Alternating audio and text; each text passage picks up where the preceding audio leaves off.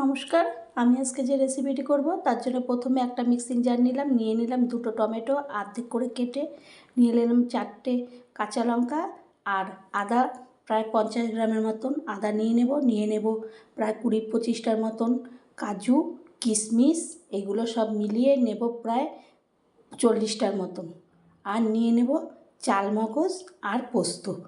এই উপকরণগুলো প্রথমে আমি একটা মিক্সিং জারে আমি এটাকে একটু জল দেব, জল দিয়ে আমি একটা মিহি পেস্ট করে নেব। পোস্ত দিয়ে দিলাম, এরপরে আমি পেস্ট করে নেব।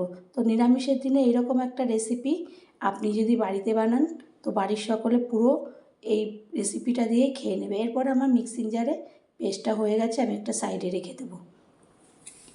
এরপরে আমি একটা কড়াই বসিয়ে তার মধ্যে তেল দিয়ে দেব।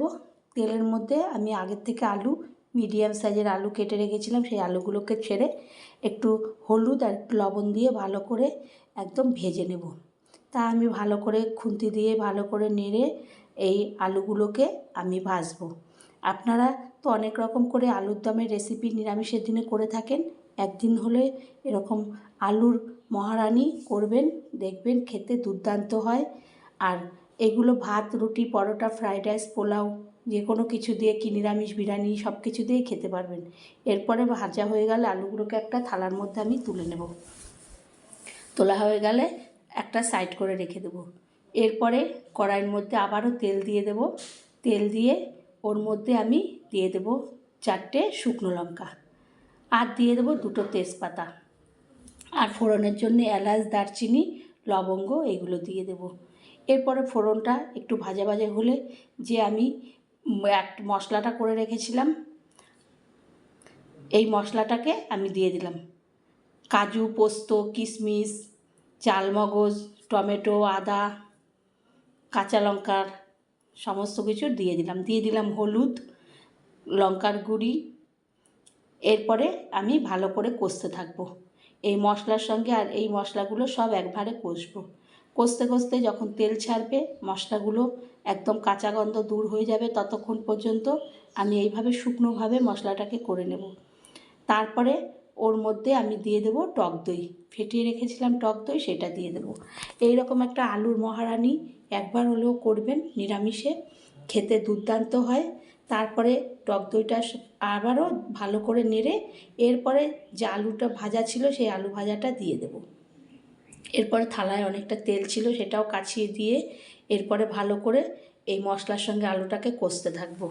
এইভাবে কষতে কষতে যখন সমস্ত মশলাগুলো আলুর সঙ্গে মাখানো হয়ে যাবে, সুন্দরভাবে কষে যাবে, তেল ছাড়বে আর আলুটাও একটু মজে আসবে, তখন আমি ওর মধ্যে দিয়ে দেব চিনি। চিনিটা একটু মিষ্টি না হলে নিরামিষের খাবার বা যে কোনো কিছুতে জিনিস বুঝে চিনি না দিলে খেতে ভালো লাগে না, একটু মিষ্টি মিষ্টি হবে। আর যেহেতু ঝাল মতো আছে তো বাচ্চারাও খেতে পারবে, সেইভাবে এর মধ্যে একটু চিনি দিয়ে দিলাম। এরপরে আবারও চিনি দিয়ে ভালো করে কষবো। কষা হয়ে গেলে ওর মধ্যে আমি দিয়ে দেব যে মিক্সিং জার ধুয়ে বা থালাটার মতো আলু ছিল সমস্ত কিছু ধুয়ে জল দিয়ে দেব। জল দিয়ে সমস্ত আলুগুলো এক জায়গায় করে একটা থালা চাপা দিয়ে ঢেকে দেব।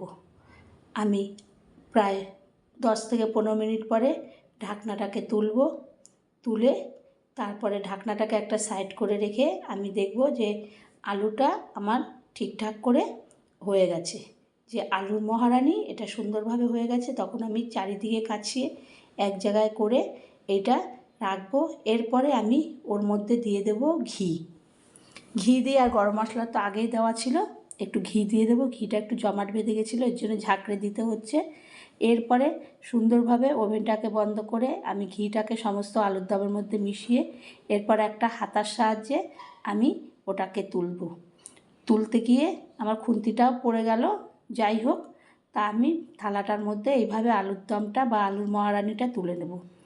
তো যেদিন কিছু ভালো লাগবে না, এরকম একটা ঘরেও কিছু থাকবে না, আলুর দম করলে এরকমভাবে করবেন, খেতেও স্বাদও দুর্দান্ত হয়। আর খাওয়ার আপনি যে কোনো কিছু দিয়েই খাবেন, ভাত দিয়েও খেতে ভালো লাগবে, শুকনো শুকনো যেহেতু হয়।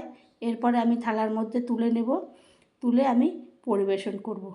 তো বন্ধুরা, একদিন হলেও এরকমভাবে একটা আলুর মহারানি করবেন, দেখবেন খুবই ভালো লাগবে। ভালো লাগলে আবারও কোনো রেসিপিতে দেখা হবে। ততক্ষণের জন্য ভালো থাকবেন, সুস্থ থাকবেন। ধন্যবাদ।